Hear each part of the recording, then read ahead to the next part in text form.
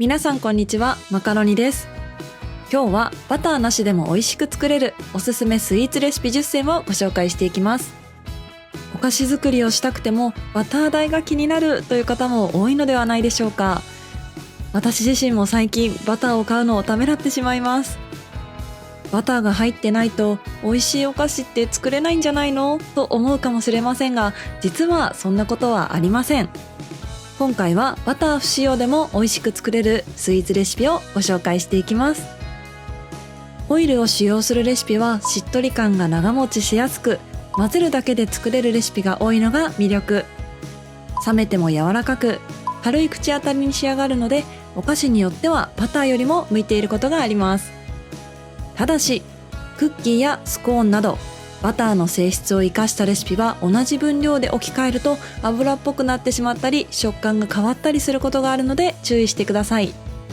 それではバター不使用でも美味しく作れるおすすめスイーツレシピをご紹介していきます。